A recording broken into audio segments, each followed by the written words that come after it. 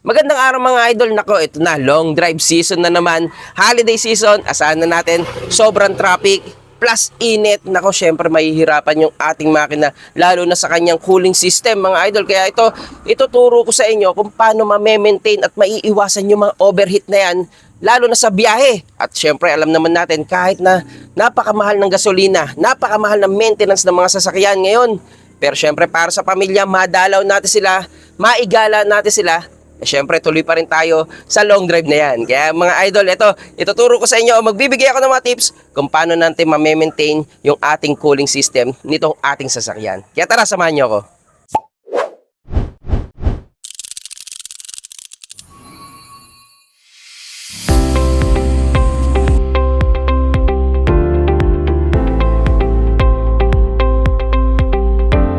Alam nyo ba mga idol na number one na sanhi ng ating overheating sa ating sasakyan ay yung paggamit ng maling coolant o ng tubig lang. Yan po talaga ang number one na dahilan. Kaya po nagkakasira-sira yung ating cooling system. Nandiyan yung nasisira yung ating water pump, nababarahan yung radiator, no? Yung engine natin nag-uumido, nagbabaklasan, nagkakaroon siya ng mga umido nga na pagka eventually kapag yun ay nagbaklasan, bumabara po sa ating radiator. Yun po yun. Kaya mga idol, iwasan po natin yung paggamit ng tubig lang. Kahit distilled po yan, hindi po obra. Kasi yung mga distilled water o basta purong tubig lang, wala po yung mga lubrication at protection.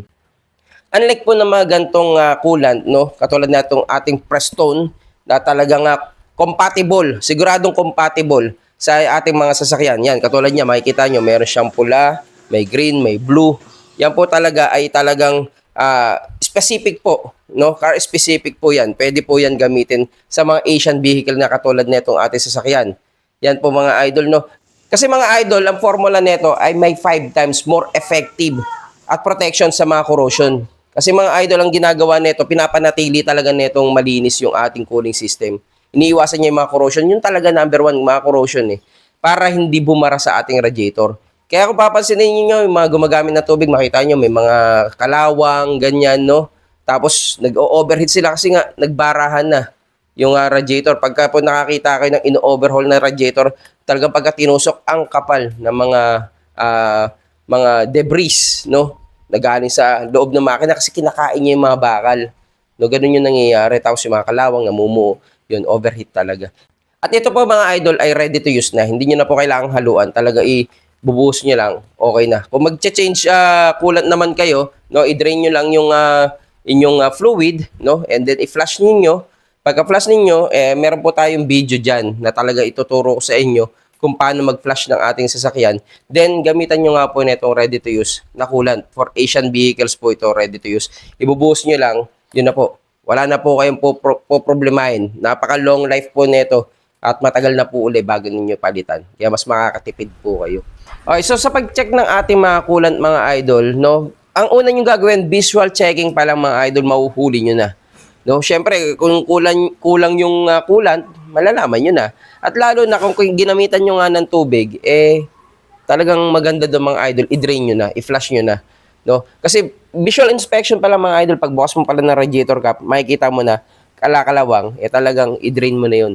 Delikado po yun mga idol. Ngayon, kung sakali man nakulant pa rin ang gamit ninyo at medyo luma na, malalaman nyo rin po yan. Kung sobrang tagal na, siguro mga 60,000 kilometers na ang tinakbo yan mga idol, palitan nyo na, or 3 years, palitan nyo na yan mga idol. Hindi naman ganun kamahal ang coolant Talagang palitan nyo na. Kung hindi naman kayo sigurado sa coolant ninyo, pwede nyo pong gamitan ng coolant tester na nabibili.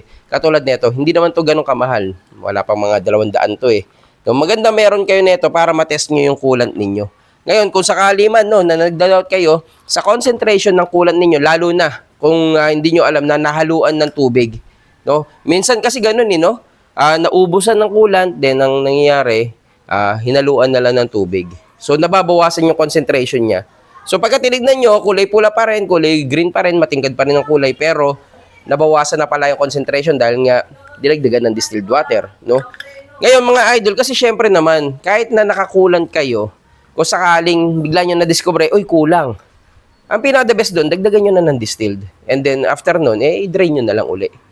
Kaysa naman na tumakbo kayo ng kulang. No? Yun yung pinaka-emergency, emergency tips.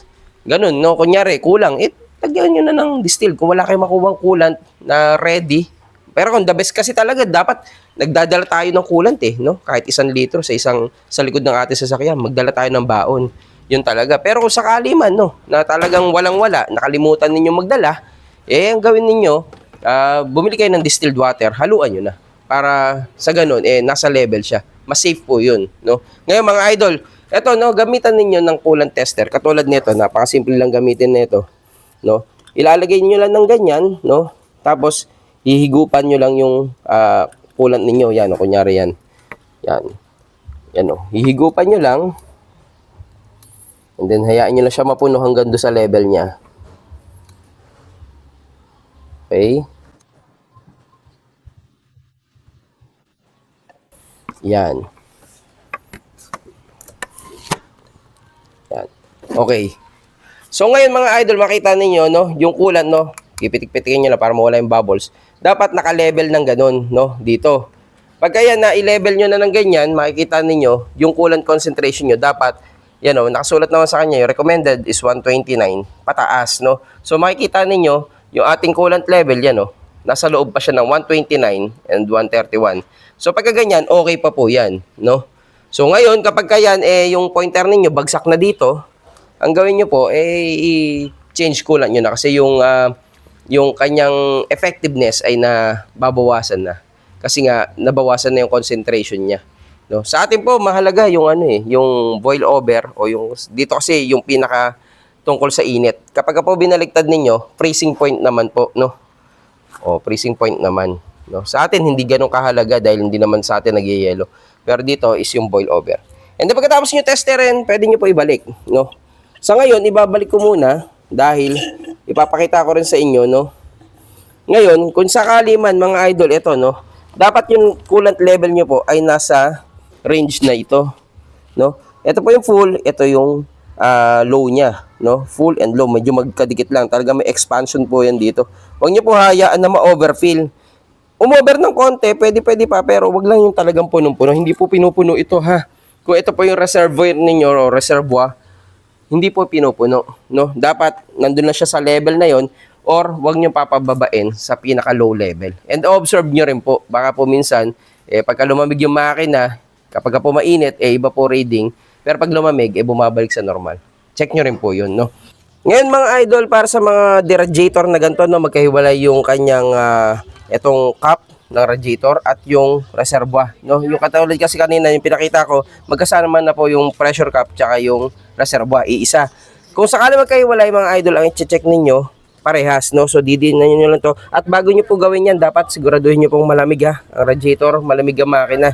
Bago niyo po gawin, buksan niyo lang po at dapat makita ninyo, no? Dito pa lang po mga idol, dapat punong-puno katulad niyan. At yung kulay niya po green na green. Sa actual po mga idol, green na green yan. Okay lang pong umapaw siya. Kapag po dadagdagan nyo kung sakaling kulang, no, dadagdagan niyo, okay lang po na apaw. Okay lang po yun, no, talagang sa labi niya talaga, apaw na apaw. Dagdagan nyo po kung kulang, no, at saka check nyo na rin yung radiator cap, kung yung silyado niya, no, yung mga seal, rubber seals ay okay pa. At saka syempre dapat walang dumi-dumi kayong makikita dito. Ngayon kung sakali naman, no, itong inyong reservoir ay dadagdagan nyo rin, i-check nyo rin po. Meron din siyang fluid level doon, makita nyo yung full tsaka low, no? Dagdagan nyo lang po dito, buhusan nyo na, rekta. Yan, buhusan nyo po dyan hanggang sa full level lang, no?